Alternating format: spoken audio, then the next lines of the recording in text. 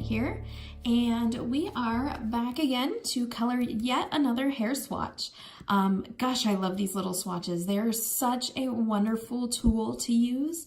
If you are wondering what hair color to use or what combination you need to go for, they're just a handy little tool to have hanging out on your scrap desk. So we're gonna go with this Dishwater blonde color next. I have used the skin swatch for the basic Caucasian girl for her skin, and I just left out the R20 on the cheeks. So what I'm gonna do is we're gonna color this Dishwater blonde color, and we're gonna start with our E35. The Dishwater blonde, I have always loved this hair color because to me it's almost a realistic hair color. It's something you can actually see in nature, which is sometimes hard to accomplish with Copic markers. So I have a couple of different color families here that we're mixing together, and you'll see how those mix together as we go. So we're going to start with this E35. And E35 is kind of a mid-tone brown. It's not super dark and it's not super light. The reason I'm using this color is because I want it to be a shadow. So we're going to come in and we're going to start shadowing just where we think that the sun would be farthest away and her hair would be in shadow. So obviously behind her ears. And we're going to do behind this ear as well. And just use the nib of your marker to do kind of like a little paintbrush stroke. This is called a brush nib for a reason, because it's a paintbrush. And I also hold the marker quite close to the nib so that I have lots of control over where I'm going with my stroke. I'm then going to come down from the part in her fringe and make those little paintbrush strokes that way. The most important thing when you're coloring hair is to go in the direction of the hair. The artist has drawn lines on here for us to follow, and so it's very easy to kind of mimic her lines and continue on with that.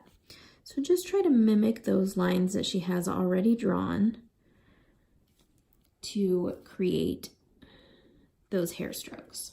Okay, now I'm also going to go behind, see where her fringe is in front of the hair that's pulled back on her head. I'm going to leave a shadow back there. So I'm just going to kind of trace that line as well, but then I'm going to go up from that line and add these little strands of hair. The reason I'm doing this is to show the texture of her hair. It doesn't just grow, you know, perfectly straight out of her head. It's, you know, some's in shadow, some's in highlight, all of that kind of stuff. So you notice that my paintbrush strokes are different lengths because hair's super multi-tonal, and it has different ways that it catches the light, and different hair overlaps one another and all of that kind of stuff. So it's definitely a forgiving thing to color. I love coloring hair. It's my absolute favorite thing because I love watching it develop. It's different every time. I could color this doll 100 times and her hair would turn out different each and every time. So the more you practice, the smaller these strands of hair are going to be. The only difference between you and me coloring these is that I have colored literally thousands of these. Okay, so that's her head. Now we're going to do this bun here. And on her bun, I'm going to come up from the bottom, and again, I'm going to follow the direction that the artist has drawn this. So I'm kind of making a little bit of a C motion with my marker. Now, if you notice, I'm doing this paintbrush motion both towards my body and away from my body. Some people find it easier to do it only towards their body. So if you are one of those people, by all means, always rotate your paper so that your wrist is comfortable. You're gonna get much finer strands of hair if your wrist is more comfortable, as opposed to trying to curl your hand around and try to get these strokes from a very different angle. Now on light colored hair, I like to color the shadow again on the very top because I imagine her bun being round. So this would be away from the sun, this would be closer to the sun, and this would be away from the sun, so it's round. So I'm kind of trying to create a little dimension that way. Now I'm also going to take this and I'm going to color down here on my swatch because this is the first color, so I want to see what it looks like on its own. But I'm going to use that same technique. I'm just using thicker brush strokes.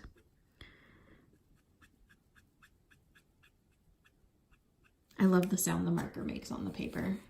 I don't know, call me weird, but I do. It makes me happy. All right, so then we're going to move on to our second marker, which is YR23. And if you notice, I'm always taking both caps off.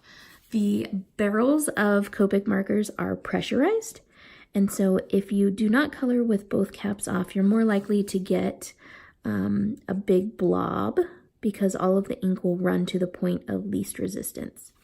So you're going to get super thick lines or you're going to get a big blob because all of the ink will be running towards the brush nib. So if you want more control of your marker, take both caps off to color. Now I'm just going over everything that I already did, but elongating those hair strands towards the highlight more. So I'm going back into that shadow, but I'm also kind of pulling that shadow out into the highlight some.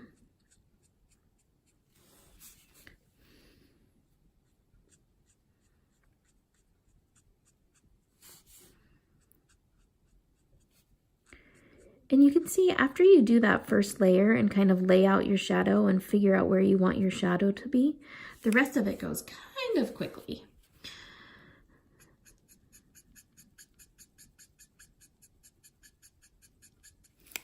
Okay, now this is pretty yellow and this is not really a natural color, but I want to layer that up with this E55. The E55 will kind of tone down that yellow a bit and make it more of a natural color. But I wanted to have that yellow as an undertone for her hair because she is blonde after all. So I'm gonna actually go pretty much directly over that yellow that I just laid down and make it sort of almost like a mix of these. I'm really just doing this as that yellow is a base coat for this E55 to go over the top of it. So I'm not adding a lot more to the highlight, just a couple strands here and there.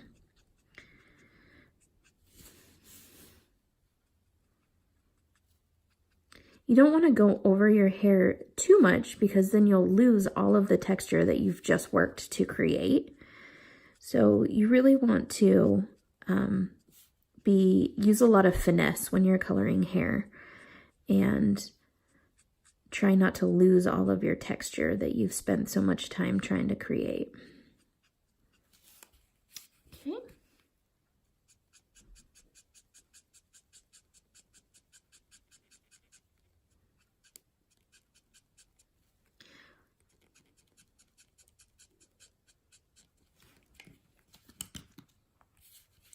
Just like that. Now we're going to move on to our next marker. Our next marker is actually our highlight color, which is the E53. And with this E53, I'm going to go in and color most of my highlights. I'm going to leave a little bit of room, a little bit of white space, so I'm not going to worry about making sure everything is colored in perfectly because I want to have a little bit of white space left for our last color. But I'm definitely going to go through that highlight quite a bit.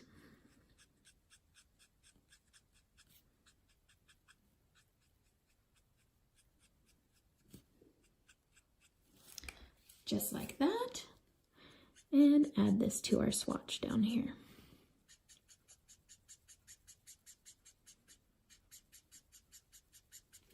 Just like that. Okay, now this last color that we have in our color blend is the Y000. And this Y000 is a incredibly light yellow. It's a very, very, very pale yellow. I can't talk right now. But I felt like after washing all of this out with the brown that I needed to add a little bit more yellow back into it. So I'm adding this very pale yellow to kind of lighten up some of that brown just a little bit to bring that blonde back, like it's kind of sun-kissed. So if you notice, I'm holding farther back because I don't necessarily need those tiny, tiny brush strokes. I'm just kind of going over all of the highlight area, just like that. And that adds that little bit of yellow back into it, that little bit of sunshine back into her hair. So like I said, I could color this swatch 100 times and it would always turn out differently. And that's really what happens when you color. So I've used the same color blend on this swatch as this swatch. So you can see it's the same colors, but I went a little bit darker with this one because I just like the way that it comes out after I've colored it a whole bunch of times. I really tend to like it quite a bit darker. But this is fine too. So it just depends. If you leave more highlight space, you're going to get a lighter blonde. And if you add a little more shadow to it, you're going to get a darker blonde. That's what's really cool about using these marker blends, is that you can kind of manipulate them however you want to. So thanks again for joining me coloring these awesome little swatches from Paper Nest Dolls. Again, you can purchase them from Paper Nest Dolls at papernestdolls.com. Also, if you are interested in taking coloring classes, you can for sure join Sweet Sentiment, or you can look us up at sweetsentiment.us and check out all of our social media and sign up for coloring classes. So I hope you enjoyed this tutorial, and I hope that you have a wonderful day. Talk to you soon. Toodles!